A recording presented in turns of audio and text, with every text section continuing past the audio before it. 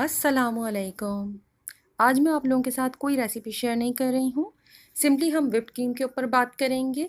मैंने कुछ अर्से पहले एक वीडियो अपलोड की थी जिसमें पाकिस्तान में अवेलेबल डिफरेंट काइंड की व्हिप्ड क्रीम के बारे में हमने बात की थी। उसमें मैंने ज़िक्र किया था कि पाउडर्ड फॉर्म में भी व्हिपिंग क्रीम मिक्स मिलते हैं जिसे हम घर पर ईज़िली तैयार कर सकते हैं। बट अनफॉर्चुनेटली ये पाकिस्तान में इतना कॉमनली अवेलेबल नहीं है। बड़े शहरों के अंदर बड़े सुपर स्टोर्स पर तो ये कभी कभार मिल जाती है। उसमें भी सेम ब्रांड आपको बहुत मुश्किल से मिलेगी, इसकी ब्रांड्स चेंज होती रहती हैं। आज जो व्हिपिंग क्रीम मिक्स मैं परचेज़ कर लाई हूँ वो है बैटी क्रॉकर। इससे पहले मैं ड्रीम व्हिप का इस्तेमाल कर चुकी हूँ बट आज वो अवेलेबल नहीं थी। बैटी क्रॉकर के इस बॉक्स के अंदर व्हिप्ड क्रीम मिक्स के 2 साशे हैं। मैं इस वक्त सिर्फ एक साशे को यूज़ कर रही हूँ। आप अगर दोनों साशे को मिक्स करना चाहते हैं तो आप इसमें जो डायरेक्शंस लिखी हुई हैं उसमें मिल्क की क्वांटिटी को डबल कर लीजिए और दोनों साशे एक वक्त में ही बाउल में डाल दीजिए। यूजुअली क्रीम्स को बीट करने से पहले बहुत अच्छी तरह से ठंडा किया जाता है, चाहे वो डेयरी की क्रीम्स हों या फिर नॉन डेयरी क्रीम्स जो टेट्रा पैक में अवेलेबल होती हैं। इसमें भी हमने पाउडर को बाउल में खाली किया है और इसके साथ इसमें बहुत ठंडा दूध शामिल किया है। इस पैक के मुताबिक एक साशे के लिए 115 ml दूध इसमें शामिल किया है जो कि तकरीबन आधे कप के बराबर है।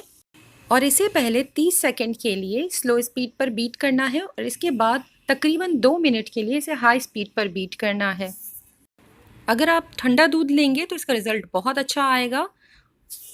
इसमें शुगर ऐड करने की ज़रूरत नहीं है और इसमें बहुत अच्छी सी वनीला की खुशबू भी आ रही है। मुझे पर्सनली इस क्रीम का रिज़ल्ट बहुत अच्छा लगा। इसे आप डेज़र्ट्स में इस्तेमाल कर सकते हैं और मैं अभी पाइपिंग बैग में डालकर इसका रिज़ल्ट चेक करती हूँ कि इससे रोज़ेट वगैरह तैयार होते हैं या नहीं। आप देख सकते हैं कि कितनी अच्छी क्रीम व्हिप हुई है और बहुत अच्छी सी पीक्स इसमें बनने लगी हैं। एक साशे और आधा कप दूध के साथ तकरीबन ये 1.5 से 2 कप के बराबर क्रीम रेडी हो गई है। पाइपिंग बैग के अंदर मैंने नोज़ल के साथ जब इस क्रीम को पाइप किया तो इसने अपनी शेप को बहुत अच्छी तरह से मेंटेन किया हुआ है। और अगर आपको कभी लगे कि क्रीम थोड़ी सी पतली हो रही है तो आप इसे दोबारा से थोड़ा सा बीट कर लीजिए चंद सेकंड्स के लिए और फिर इसे पाइपिंग बैग में फिल कर और दोबारा से आप इसे पाइप कर सकते हैं। लेफ़्ट ओवर क्रीम को एयर टाइट बॉक्स के अंदर भरकर आप 3 से 4 दिन के लिए इसे फ्रिज में रख सकते हैं और इसे इस्तेमाल कर सकते हैं। लेफ़्ट ओवर क्रीम को जब भी फ्रिज से निकाल कर दोबारा इस्तेमाल करना हो तो पहले चंद सेकंड्स के लिए दोबारा से इसे थोड़ा सा बीट करना पड़ता है। अगर आपको ये वीडियो हेल्पफुल लगी हो तो प्लीज़ लाइक शेयर और कमेंट कीजिए और मेरे चैनल को सब्सक्राइब ज़रूर कीजिएगा। अपना और अपनों का बहुत ख्याल रखें।